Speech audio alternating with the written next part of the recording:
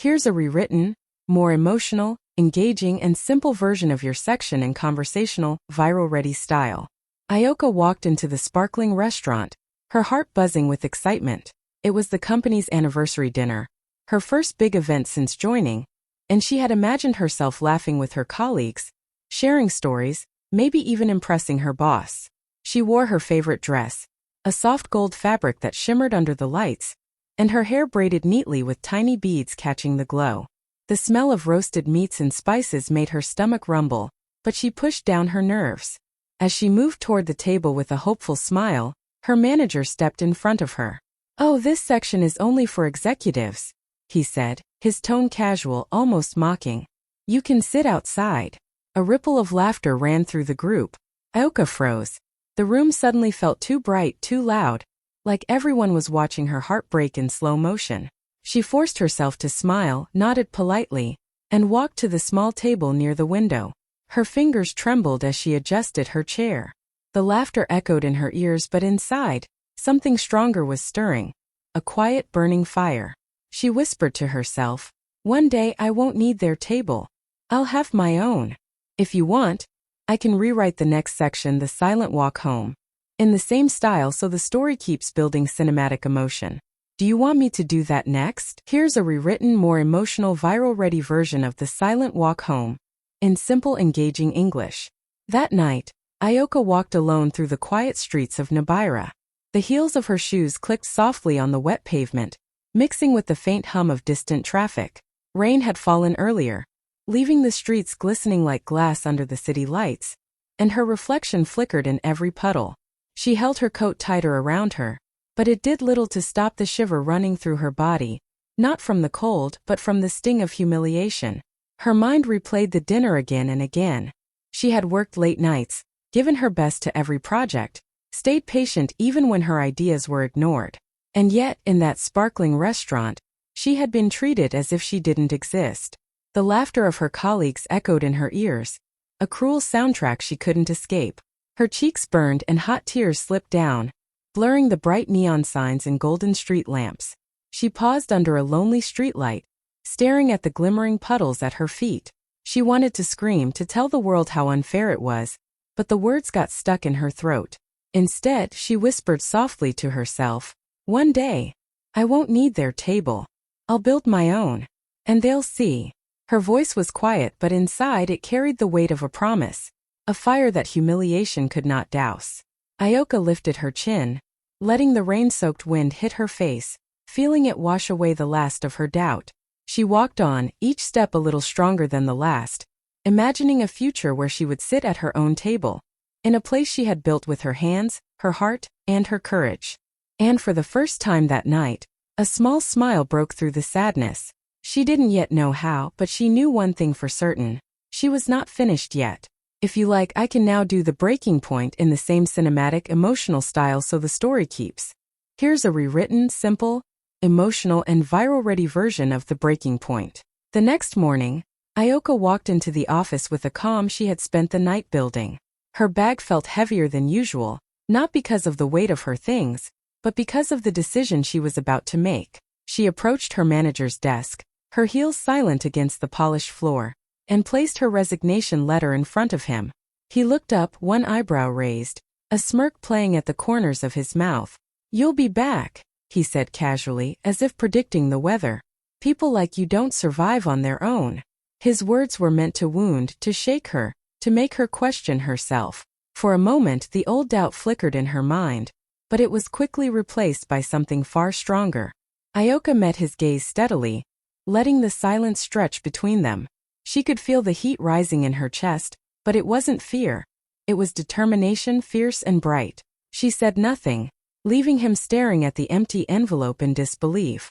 Every late night, every ignored suggestion, every laugh she had endured at the dinner, it all came together in that quiet moment. As she walked out of the office, her footsteps echoed with a new rhythm, one that was hers alone. She didn't look back, didn't let the sting of his words follow her.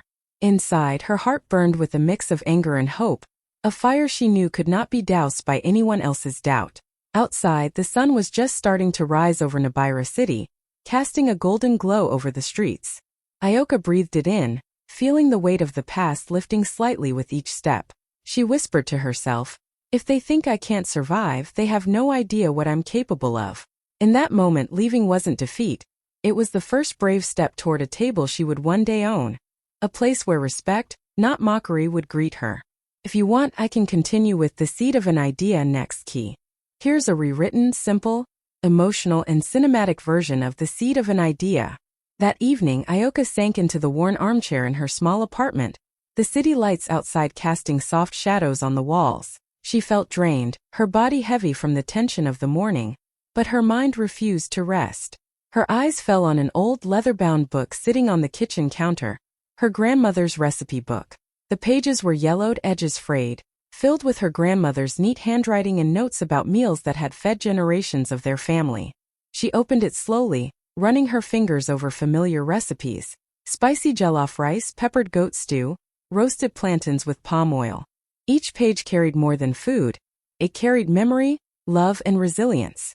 Ioka smiled through her tears, remembering the nights her grandmother had cooked for the family, her laughter filling the small kitchen, her hands moving quickly but gracefully as she created magic from simple ingredients. Sitting there, Ioka felt a spark light inside her. She whispered to herself, her voice soft but firm, "If they won't let me sit at their table, I'll build one from my roots." The words echoed in the quiet apartment, carrying with them a promise she had not dared to say aloud before. She could almost see it, a place filled with warmth, with aroma that wrapped around people like a hug, with tables where everyone was welcome and every meal told a story. For the first time in weeks, she felt hope flicker in her chest. This wasn't just about revenge or proving anyone wrong. It was about taking the love she had inherited, the traditions her family had passed down, and creating something that could touch people's lives, just as her grandmother's cooking had touched hers. Ioka closed the book gently and set it on the counter. Her mind was racing with ideas, her heart alive with possibility. That night, sleep came slowly, but it came with dreams of sizzling pots, laughter. Here's a rewritten, simple, emotional, and cinematic version of The Struggle Begins. With her last savings, Ioka rented a tiny street stall at the corner of a busy market road in Nibira. The stall was small, almost bare, with a rusty sign that simply read Ioka's Kitchen. But to her, it felt like the first stone in the foundation of her dream. She unpacked her grandmother's old pots and pans, set out bowls, and carefully arranged the fresh ingredients she had bought that morning: yams, peppers, plantains, and fragrant herbs. That first day, the crowd was thin. People passed by without stopping, and the occasional curious glance made her heart tighten. Sweat ran down her back as she cooked, stirring pots with careful hands, tasting every bite to make sure it carried the flavor she remembered from her grandmother's kitchen. Each plate she served, she offered with a warm smile, a nod, a few kind words. "Try this, it's made with love," she'd say softly, hoping her warmth would travel with the food. Slowly, something magical began to happen. The first customer, an old man with tired eyes, came back the next day with his grandchildren. They laughed and devoured her pepper stew, leaving empty plates and happy smiles. Soon, another passerby stopped, then another, and each left with a nod of thanks and a sparkle in their eyes. Word traveled quickly through the market, not just about the taste of her food, but the care she poured into every plate. People began to linger, chatting with her, asking about her recipes, returning the next day with friends. Every evening, as she packed up the empty bowls and wiped the counters, Ioka felt a quiet satisfaction. The days were long and the money was small, but each smile, each returning customer, felt like proof that she was on the right path. She whispered to herself under the fading sun, "This is just the beginning." With her heart full of determination, she knew that little by little, through sweat, tears, and love. Here's a rewritten, simple, emotional, and cinematic version of The Small Miracle. One warm afternoon, as the sun dipped toward the horizon, a young man with a camera and a curious smile stopped in front of Ioka's stall. He introduced himself as a food blogger, one who traveled the city looking for hidden gems. Ioka felt a flutter of nerves, wondering if her small corner of Nibira could impress someone like him. With a polite nod, she served him her signature dishes: steaming spicy yam, pepper stew glistening with oil, and golden roasted plantains. The blogger took a bite, his eyes widening with surprise. He laughed softly, savoring the flavors. This is incredible," he said, filming every moment. He asked her questions about the recipes, her inspiration, and the story behind her little stall. Ioka spoke softly, her words carrying pride and hope, sharing memories of her grandmother and the dream she had started on a rainy evening. Within hours, the video went online. People watched in awe as the camera captured the sizzling pots, the rich colors of her dishes, and the smile she gave every customer. Comments poured in. "Where can I find this food? I need to try Ioka's cooking. Her story is amazing." By the end of the week, long lines formed around the small stall. Customers waited patiently under umbrellas, chatting and laughing as they anticipated their turn. Ioka moved between pots and plates, her hands flying, her heart swelling with every compliment, every grateful smile. Her humble dream was no longer just hers. It had touched the hearts of the city. Strangers came from neighborhoods she had never visited, all drawn by her food and the warmth she served with it. That evening, as she counted the day's earnings and wiped down the counters, she felt something she hadn't felt in a long time. Hope turning into reality.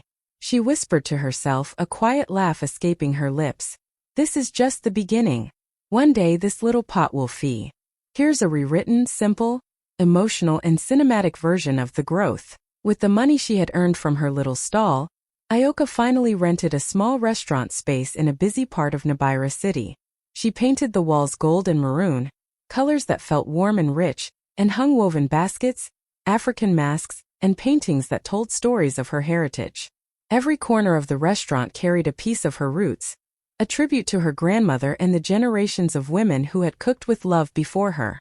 On opening day, Ioka dressed in her finest traditional attire, a flowing indigo dress embroidered with gold, her hair braided with colorful beads. She felt a mixture of nerves and pride as she unlocked the door and stepped inside.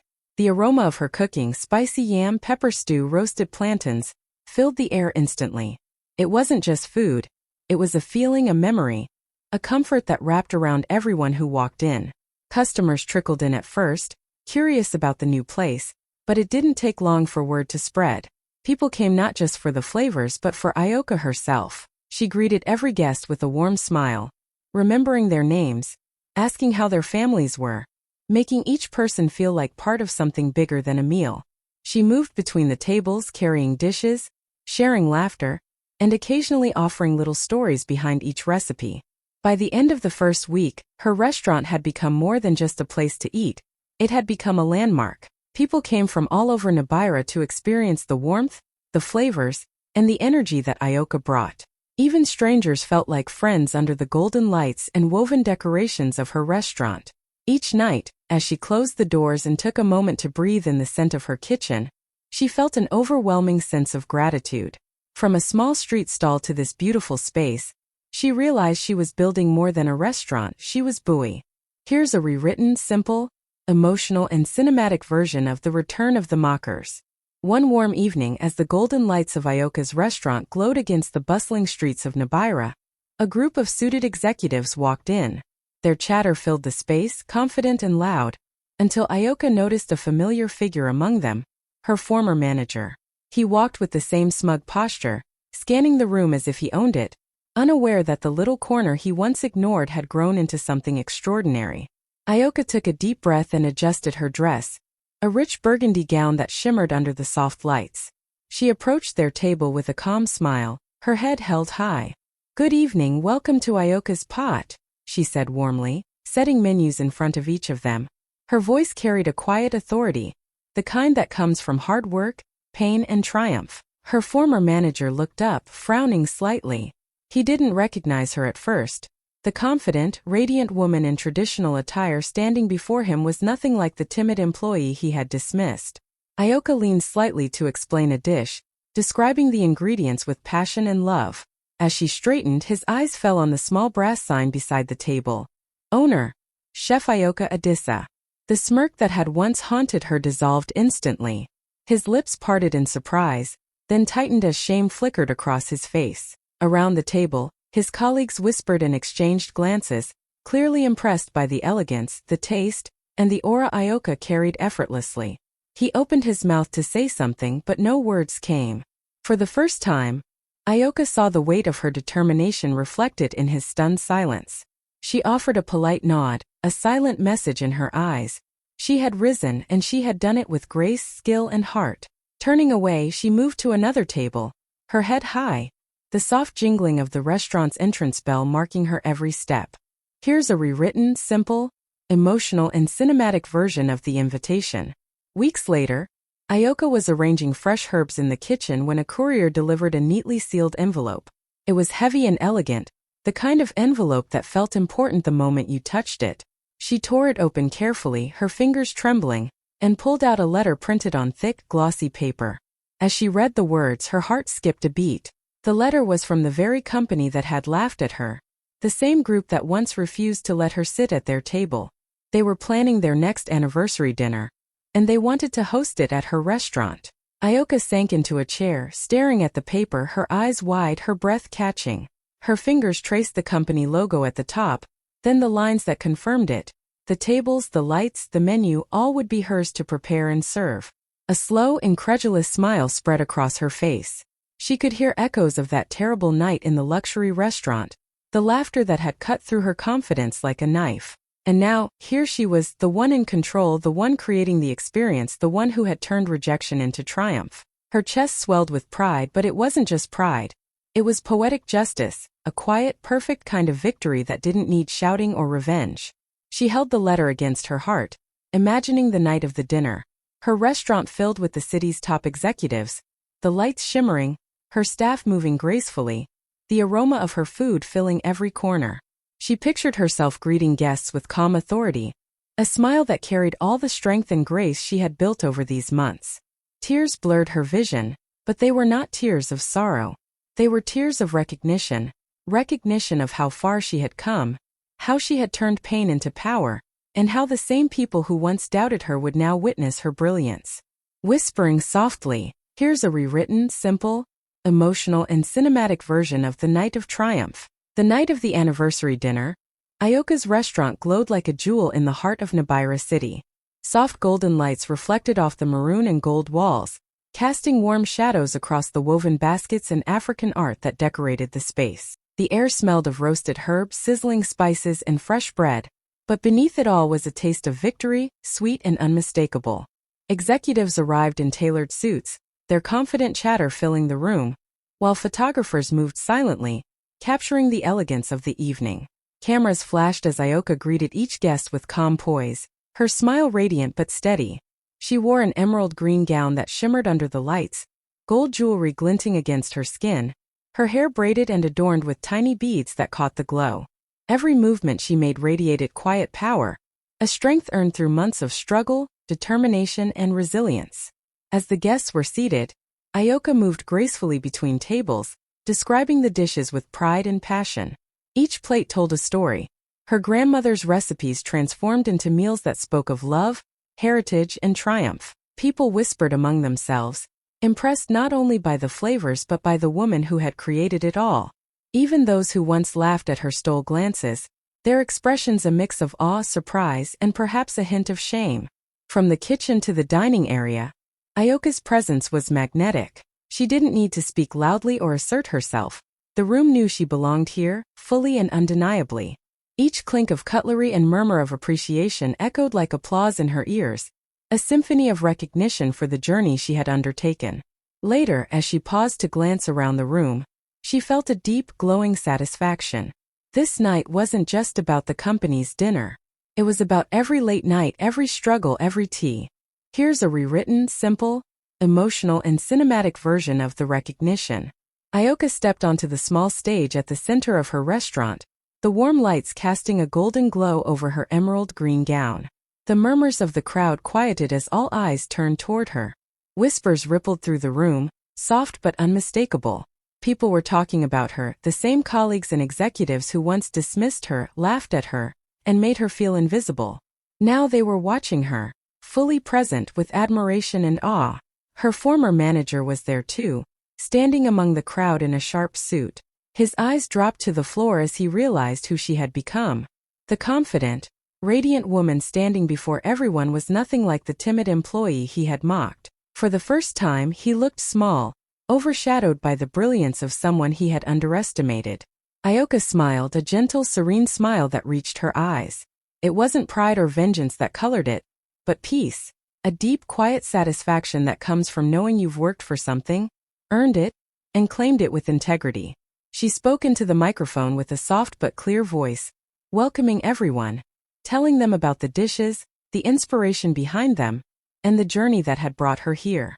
Every word carried warmth, humility, and the undeniable truth that she had built this empire with her own hands.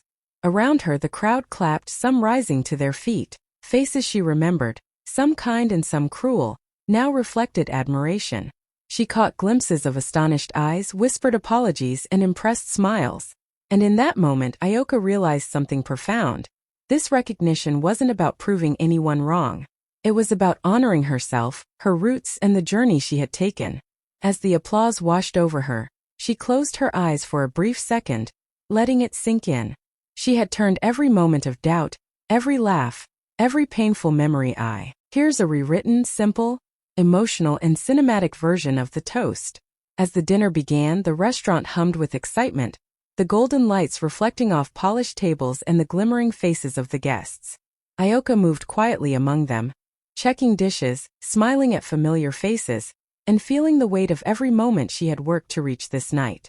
The air was rich with the aroma of her food, roasted herbs, spices, and memories turned into meals, a scent that now felt like triumph itself. When the company director rose, the room fell silent, every eye turning toward him. He lifted his glass high, his voice carrying clearly over the murmurs. "To the woman who turned rejection into an empire," he said, pausing for effect, "Chef Ioka, your food reminds us that success tastes best when shared." The words hung in the air like music, and then, as if on cue, the entire room erupted into applause. The sound was thunderous, a wave of recognition and respect that rolled across the tables. People cheered, clapped, and smiled, some even rising to their feet. Ioka felt the warmth of their admiration wash over her, her heart pounding in rhythm with the celebration. Tears shimmered in her eyes, but she didn't try to hide them. They were tears of joy, of release, and of validation.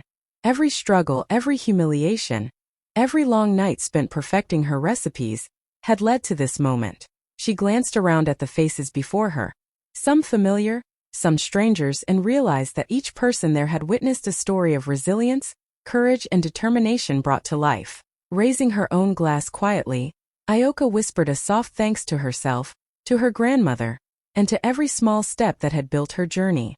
She didn't need to say anything out loud. The applause, the smiles, and the energy of the room spoke volumes.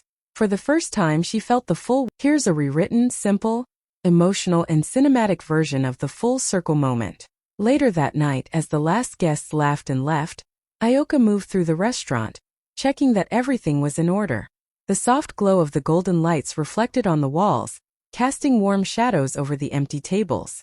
The air was thick with the lingering aroma of spices, roasted herbs, and victory. She felt a quiet satisfaction settle in her chest, the kind that comes from knowing you've truly earned something. By the doorway, she noticed a familiar figure standing awkwardly, his hands loosely clasped in front of him. It was her old manager, the same man who had refused to let her sit at the company dinner months ago. He looked small, unsure, and strangely humbled as he watched her move gracefully across the room. "You built something incredible," he said quietly, his voice low, almost lost in the soft hum of the closing night. There was no trace of mockery, only an uneasy respect. Ioka paused for a moment, meeting his eyes with a calm smile. Her heart didn't swell with pride or revenge, but with peace. She leaned slightly toward him and said softly, "You helped. You refused me a seat, so I built my own table." The words hung in the air, simple yet powerful, carrying the weight of every struggle, every tear, and every moment of determination that had led to this point. Her old manager said nothing, only nodded slightly, understanding in silence what she had achieved, and what he had underestimated. Turning away, Ioka walked down the aisle between the tables, her head held high, the soft jingling of her earrings marking each step. She didn't look back. The night was hers, the restaurant was hers, and the victory was hers. Every laugh, every doubt, every hand that once pushed her down had become fuel for her rise. She smiled to herself, knowing she had not only claimed her dream, but she had done it with grace, strength, and dignity that no one could. Here's a rewritten, simple, emotional, and cinematic version of The Empire Expands. Months passed, And Ioka's pot grew far beyond the little restaurant that once stood on a quiet corner of Nabira City. Her dream had expanded into a chain of fine dining restaurants across the region, each one carrying the same warmth, aroma, and story that had started in her grandmother's kitchen. The golden and maroon walls, woven baskets, and African art now welcomed hundreds of people every day. But no matter how big it got, every plate carried the same love and care she had poured into that first humble stall. Ioka made sure her success reached beyond herself. She trained young chefs, especially women who had faced rejection, ridicule, or doubt. She shared not only recipes, but lessons in courage, dignity, and perseverance. Pain can be a teacher, she would tell them, her voice gentle but firm. Humiliation can be fuel. And your roots, your history, your family, your story, can be the foundation of something powerful. Her protégés watched in awe as she moved through kitchens, tasting sauces, adjusting spices, and offering guidance with patience and pride. Her story spread across social media and local news. People called her the woman who turned rejection into a movement, the chef who built an empire from love, sweat, and determination. Parents pointed to her as an example for their daughters. Young women felt inspired to pursue their dreams, and even those who had doubted her in the past began to speak her name with respect. At the center of it all, Ioka remained humble. Every evening after the last customer had left, she walked through her restaurants, inhaling the aroma of roasted herbs, listening to the quiet clinks of dishes being cleaned, and remembering the journey from a small street stall to an empire. She smiled softly, knowing that the table she had built was more than just a place to eat. It was a symbol of courage, grace, and the power to rise up. Here's a rewritten, simple, emotional, and viral-ready version of the viral legend of Ioka. Across Africa, Ioka's story spread like wildfire. Social media feeds were flooded with her name, her journey, and her triumph. Headlines shouted, "They refused to let her sit at the dinner table, but she bought the restaurant." Photos of Ioka in her regal emerald gown, gold jewelry catching the sunlight, and her radiant smile went viral. People couldn't get enough of the woman who had turned humiliation into power, who had built an empire from love, sweat, and courage. She became known as the Queen of her own table, a title that didn't just celebrate her success, but honored her resilience, grace, and determination. Videos showed her greeting customers, training young chefs, and moving through her restaurants with calm authority, a living example that dignity can rise from rejection, and dreams can rise from pain. Comments poured in from all corners. "She gives me hope. This is what strength looks like." Ioka is proof that you can turn any setback into a comeback. Teachers shared her story in classrooms, parents told their daughters about her courage, and young women across the continent looked to her as a symbol that their dreams were valid, no matter the obstacles. Even those who had once laughed at her watched her rise, unable to ignore the fire she carried. Ioka didn't just own restaurants. She owned her destiny. She had taken a moment of cruelty and transformed it into a lifetime of triumph. And as her story continued to inspire millions, one truth remained clear. Sometimes being refused a seat is just the beginning of your coronation. If you want, I can now combine all 15 sections into a full, seamless 4,000-word cinematic viral story, polished and ready for publishing. Do you want me to do that next?